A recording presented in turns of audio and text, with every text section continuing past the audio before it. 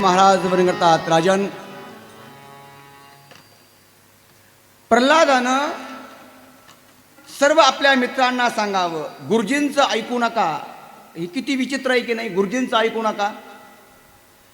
पण हिरण्यकश्यपूनं प्रल्हादाला जवळ बोलवलं. प्रल्हादा काय शिकला शाळेमध्ये सांग. प्रल्हादानं म्हणावं, काय शिकलो, जगामध्ये सत्य केवळ परमात्मा आहे आणि तोच आपल्या सर्वांचं रक्षण करणं. असं नारायण आहे म्हटलं की प्रल्हादाला हिरण्यकश्यपून म्हणावं, थांब थांब थांब, कोणी शिकवलं, सांगितलं गुरुजीनं. बोलवा गुरुजींना. राजे होते. हिरण्यकश्यपूनं षंड आणि मर्क दोघांना बोलवलं. खडे रहो. काय शिकवलं. षंडा मर्क हात जोडले. काय शिकवलं. ते शिकवलं जे तुम्ही सांगितलं. अहो आम्ही कॅलेंडर अख्खं बदललंय. इतका बदल केला की तुम्ही कल्पना करू शकत नाही. जिथं आम्ही गणपतीचं लिहायला सांगत होतो तिथं आम्ही गाढवाचं केलंय. अजून काय बदल पाहिजे. टिकली लावू नका, हातात बांगड्या घालू नका, घरी गेल्यानंतर आईला आई म्हणू नका, बाबाला बाबा म्हणू नका. आता हे तर सगळं शिकवलंय, अजून काय शिकवायचंय.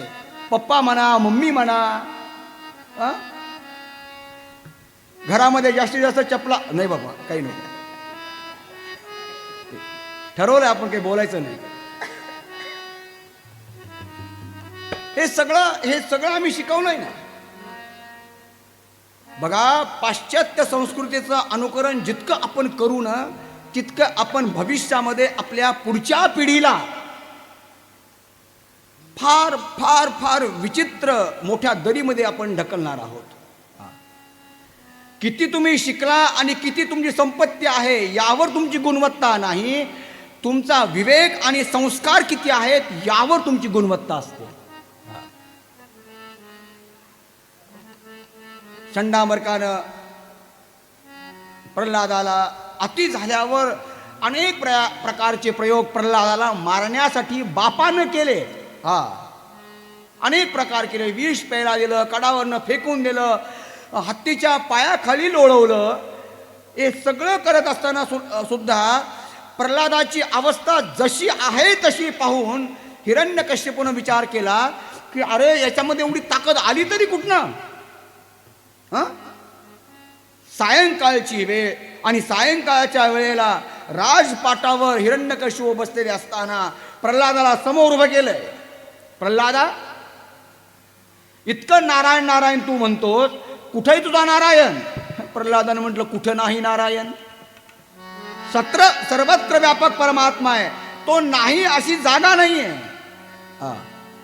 प्रत्येक कणाकणात अणुअणुमध्ये परमात्मा आहे. तुमची दृष्टी तशी नाहीये बाबा.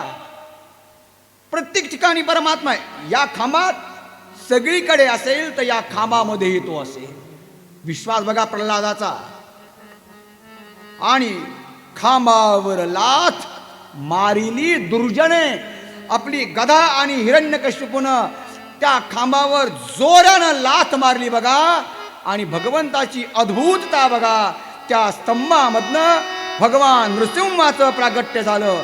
नृसिंह भगवान की जय, नृसिंह भगवान, नृसिंह भगवान की जय. कुठलाही मागचा पुढचा विचार न करता भगवंतानं पहिल्यांदा हिरण्यकश्यपूला धरला.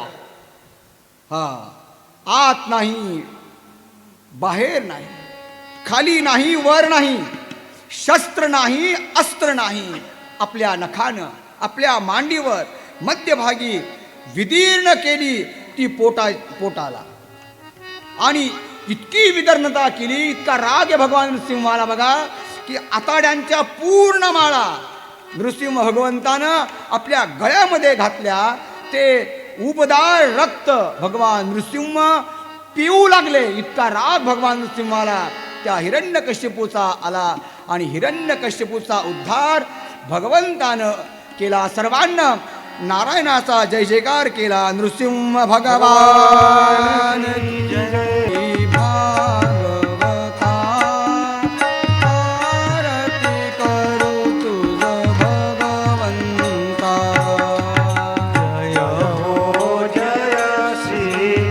भागवता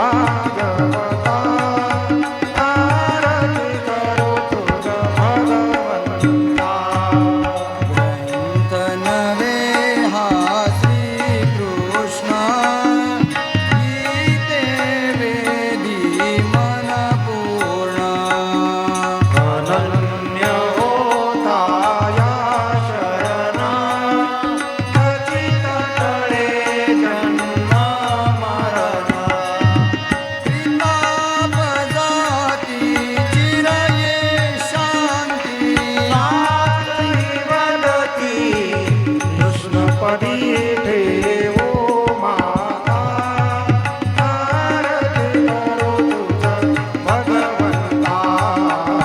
जय हो जय श्री भागवता, आरती करो तुझा भगवंता, आरती करो तुझा भगवंता, आरती करो तुझा भगवंता. कर्पूरगौरं करुणावतारं संसारसारं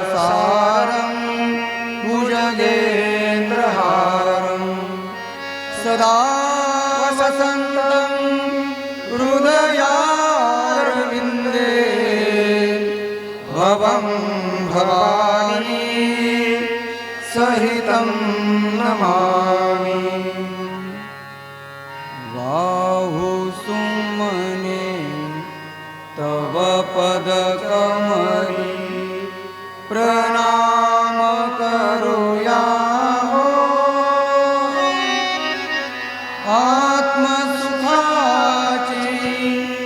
हीच पाऊले हृदयी धरूया हो. मानून घ्यावी सेवा आमची अल्पच ही सारी. सद्गुरुराया प्रसन्न व्हावे भक्ताला तारी. भक्तवत्सला तुझ्या कृपेची छाया दे राया. तुझविन आम्हा कोणी नाही येथे राखाया. बेल फुलेही हाती घेऊन मंजुळ तुळशीची जाई जुईची वाहू सुमने पुष्पगुलाबाची. बहुविध सुमने चरणी वाहू सुवास वळला. नित्य सुखाची द्यावी गोडी अजान भक्ताला. शक्ती बुद्धी दे मन शांती दे तुझसी वंदाया. कृपा प्रसादे तू जय देवा उद्धरसी काया. वाहू सुमने तव पदचरणी प्रणाम करूया हो. आत्मसुखाची हीच पाऊले हृदयी धरूया हो. हृदयी धरूया हो. हृदयी धरूया हो. गोपाल कृष्ण भगवान की जय.